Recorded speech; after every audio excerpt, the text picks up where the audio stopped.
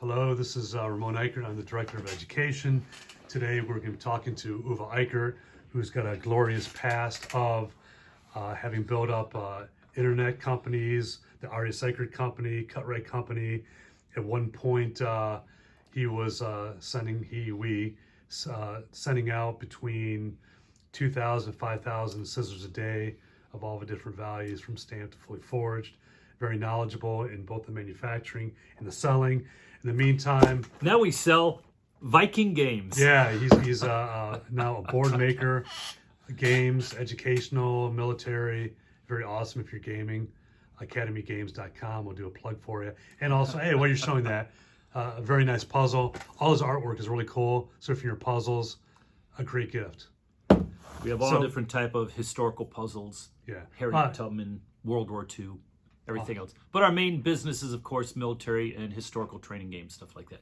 Very good. So thank you very much for having me here, Ramon, and welcome. Hello, all sharpeners. And we're not sharpeners. We're reconditioners and expert servicing personnel. So I'm glad you said that, because today our sales is going to be, our speech is going to be about sales and how do we gain a little more income when we're out there on the road. And also, I noticed that the professional full-service salons are slowly disappearing, along with traveling salesmen, which gives a great opening for professional sharpeners to go in there and offer services other than sharpening. You know, I should turn the camera on you while you're talking, Ramon, and then we turn it back again. Let's get back on task, so that the professional sharpener not only offers sharpening, but there are a lot of people that people miss with extra income, which, Uwe, you can touch upon. I'll let you go. So first thing is, when you're coming in, I've seen you're either a slob or you're a professional. You know, I would never go into a salon with just a ratty t-shirt, my gut hanging out, and things like that. So you want to look professional. You want to look like someone that young ladies and men want to have in their salon and be part of their salon, represent, instead of some guy they want to hide in the back corner. So that's very important. I always say, you know, get your logo with a nice polo shirt on. Smell good. Don't smell sweaty. There's no excuse. You never have an excuse. Oh, I worked all day. It's been a long day. It's ended. BS. You got to be professional. Coming in, having good business cards, having a flyer, something you can give out. You're a professional. You're not a sharpener. Any monkey can sharpen. Okay, we've gone through that in training. We've trained people left and right. You're not a sharpener. You're a reconditioning professional. Now, one of the big things is when you go in there and you're representing, as Ramon said, there's an incredible, incredible potential today, not only to recondition their shears and to make them 100% running well, but also on top of that, selling new products. So how can you, number one, recondition a good shear? You're probably going to class right now. This is why it's virtual. Hopefully you get some good hands-on teaching with someone who knows what they're doing, can teach proper honing techniques, the different bowing, bending, twisting, all the techniques that make a shear what it is. But on top of that, then, I highly recommend, how many of you are subscribed to some of the major beauty and beauty salon or industry magazines? Because you need to be able to not only talk the talk, also walk the walk to a point. So you need to know what is out there. What are the popular hairstyles? What is the type of hairstyle and techniques that they're giving? What's the difference between blunt, slither cutting, the different type of texture cuts, why the texture cuts are that way, how you cut also. I highly recommend go to beauty school and talk to them, or even watch or see if you can edit a class or even take a cutting class so you know what the beauticians are going through, so you can speak to them in their own terms. So that you can speak and say, listen, What kind of cuts are your customers asking for? Are you doing blunt cuts? What kind of shear and edge do you need for that? Or are you doing actual slither cutting? Now, why do you do slither cutting versus blunt cutting, etc.? There are many different techniques. Very important also, which you can talk and give your knowledge across to them with, depending on how they're slide cutting, that of course pulls a hair in different directions. Depending what slide cutting technique you're doing will give you different effects for your haircuts. So this is very important that you become professional, that you understand everything about not only reconditioning, let's not call it sharpening, reconditioning, but also on top of that, understand what they need and why they need it. So if you go into salon, what would be some of the leading questions? I know that as reconditioning people, we know shears, we know even handled, off handle, stylist. It's a very physical industry. Some people recondition in the salon, some recondition in their vans. How do we get leading questions and how do we get them to see these shears? Number one is you have to create a bond with the person. You have to you have to sell yourself and have them like you, so that they want to buy from you, they want to work with you, and they want to call you instead of the next schmuck who walks in, says, "Hey, I'm a sharpener. Why don't you give me your shears and I'll sharpen them for $5 each." Oh my, you're much cheaper than the guy who charges me $25. Here, let me give you my shears so you can ruin them for me so I have to buy a new pair. You need to come across and tell them why they need to use you. It's incredible, and I'm sure most of you, Ramon probably also, in your range area where you've serviced them for years, they're so happy with their service, and then some sharpener, what do we call them? Oh, there's some sharpener moron comes in and just totally demolishes their shears. They come back to you and say, "Can you fix them?" I mean, you probably run across that yourself, haven't you, Ramon? I have, but you're going off topic. I'm going off topic. So the first thing I do is you have to sell yourself.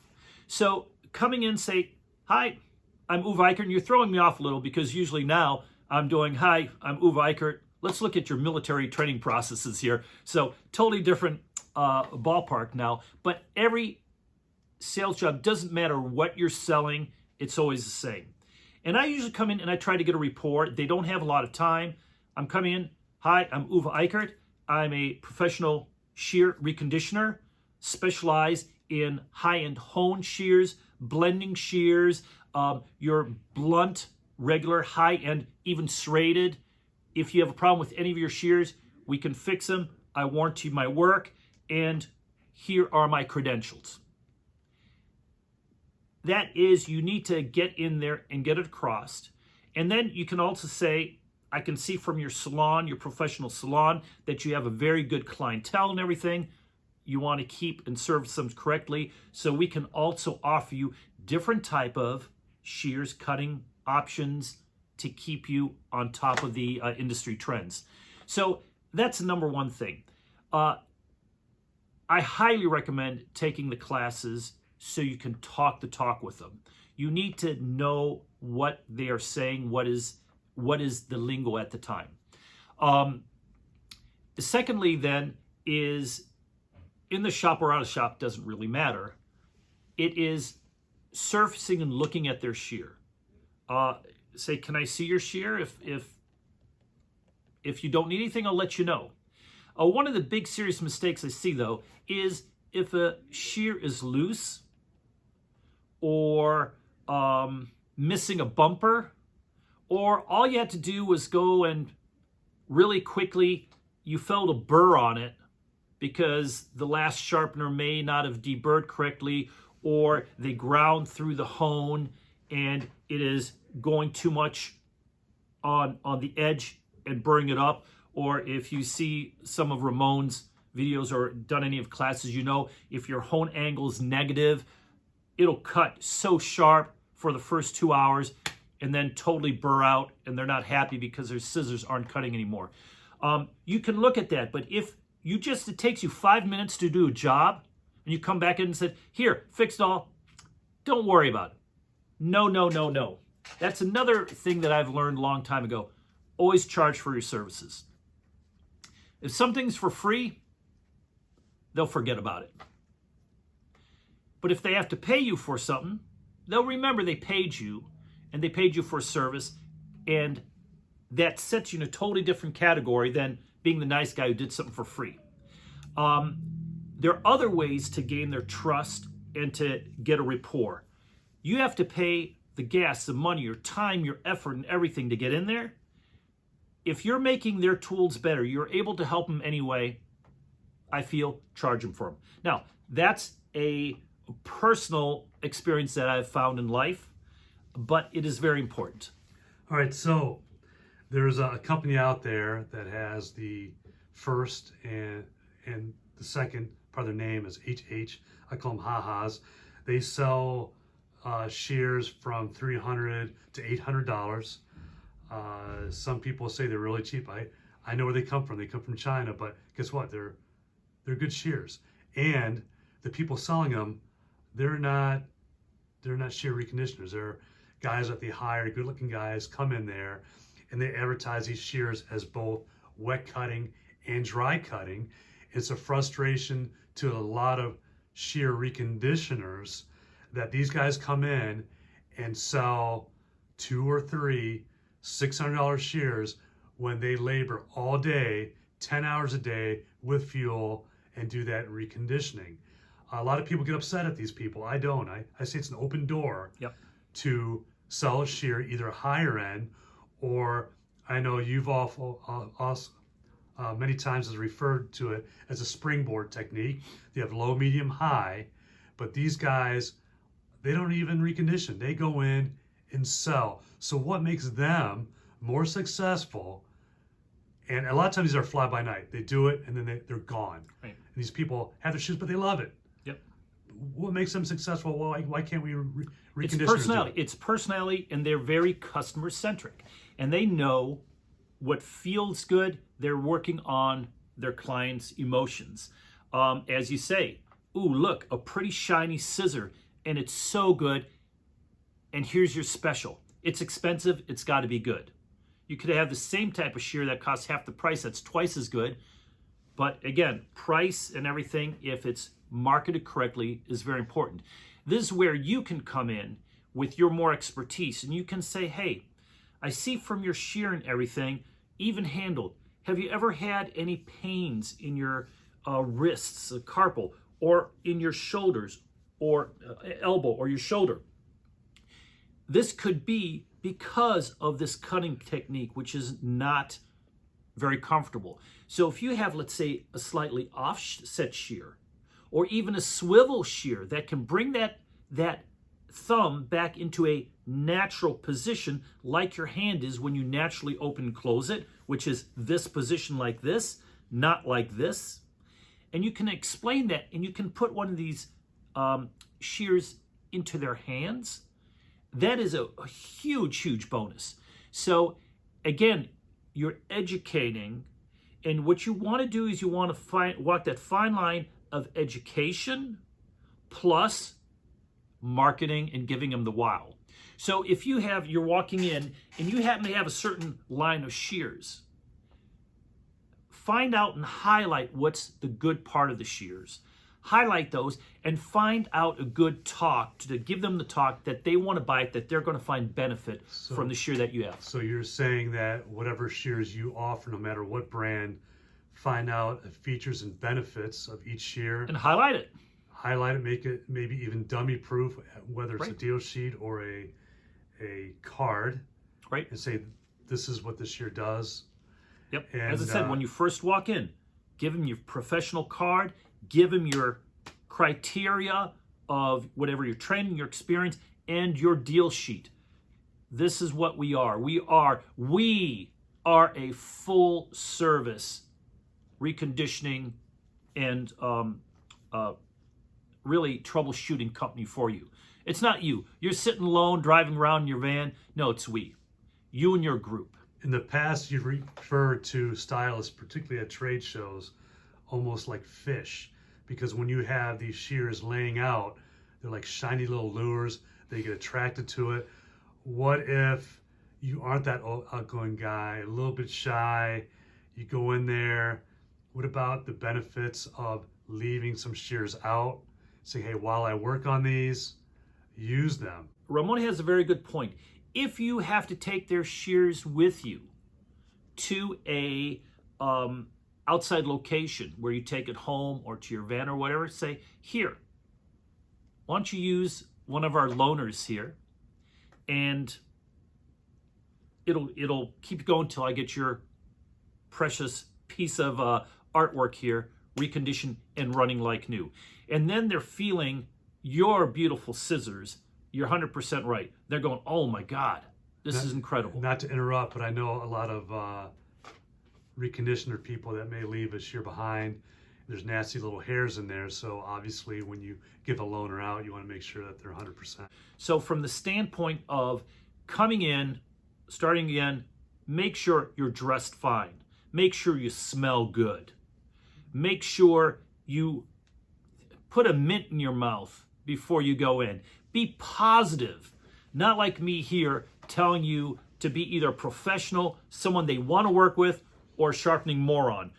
Go this way. If you're not a very personal people person, you have a much harder time than a very gregarious. You can be the best sharpener, the best reconditioning person in the world.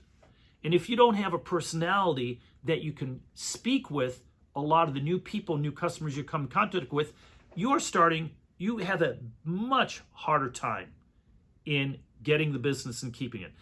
This is a personality business. You are a salesperson. You are not a reconditioner sharpener. You are representing you and your abilities. So right. All of us are salespeople. Not to be a devil advocate, but you talk about education and knowing. Mm-hmm. Now, what about years ago, we had a worker that we hired. His name was Alex. He knew nothing about shears, but he was selling top of the line. Right. And he was good at bullshit. He was good at bullshit. He knew nothing about the shears, but he understood how to speak to people. Incredible magnetic personality. He was using his magnetic personality to sell you that $500 scissor that Romo and I would have turned around and gone, oh my God, it's only $200. How can he be pushing these people to this higher end? This other one's just as good. It's again, the magnetic personality, but that is something that he was above and beyond. He was just pure Mr. Magnet. But in our industry, long term, someone like that needs to have the backup. It can't be just at a trade show, you see him, talk him into it. You are day in, day out, month after month, year after year, trying to build up your business. So you need a little more bang for the buck, but you do need the glitz. Well, just to finish that story, Alex, I noticed that he was selling all of our higher end shears. His primary keywords were they're shiny, they're sharp, they're durable, they're comfortable. And also he noticed they were so good. He noticed they were the most expensive, so obviously they must be the best. Yep. Very simple. And again, devil advocate that he didn't have any education, but he hit these keywords. And it's sad. It didn't work for everybody, but it worked for 90% of the people at the trade shows. And unfortunately, it shows that the market has changed, that people are not as critical or don't do as much research as they used to do. And that can be very frustrating. You build up a clientele and base, and then some fly-by-night just pushes through your area. He's just driving across states, hitting every beauty salon along the way, and doing sales and taking your business away. That can be very frustrating. I'm sure everybody's run across that, or maybe you're one of them. If you're one of them, good for you. But if you want to build up the business, you need to have the wherewithal to back up the presentation that you're giving. So earlier we touched upon full service distributors, that they're almost the dinosaurs. They're gone away. People are buying from Amazon, the Sally stores. A lot of them are closing. What else? Particularly if you go to a new salon, Spread out your product offerings. If you have nice case of beautiful shears for sale and have some blenders, some texturizers, some chunkers in there, different types for carpal tunnel. It's a big thing in our industry. And you also have to understand and tell them why that'll work. That if they're working with their elbows too far out, that does give problems. Look, do the research. Get some medical words so you understand what carpal tunnel is, what is going on, how the operation works. You need to know all these items to be top of the field. Also, understand what else they want. Do they like capes, good combs, good razors?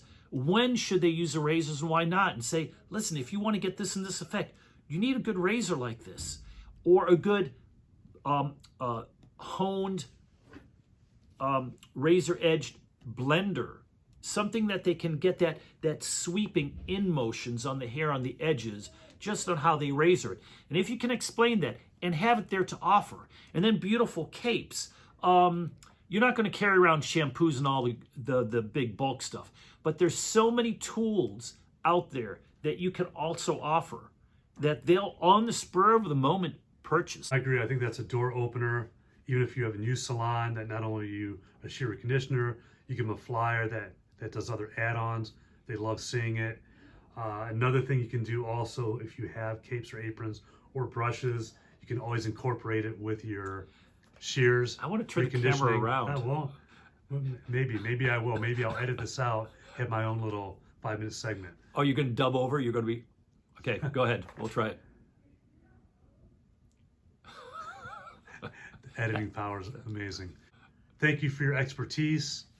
I know you're a busy man. There will be a live session afterwards. I'm not sure if Uwe will be available, but I will be available. If he is, surprised, but I know him as well as I know him as well as I would know a brother. So thank you for your time. Any quick 30-second final thoughts? Well, I appreciate it, and it's a great time to be in the industry. Improve yourself. Try to be the best out there. Those of us who've been doing it for years and years and years, you know, I'm going on to over 40 years now because both Ramon and I were thrown into the manufacturing, grinding, hollow grinding, hand hollow grinding when we were already 9 years old. So we've been doing it forever. If you're new in the industry, again, presentation, presentation, presentation. Be the best you can. Shave, look good, get a good haircut, look professional, like someone they want to work with. And don't be afraid. And never be afraid. Be confident and be personable. And have a great day.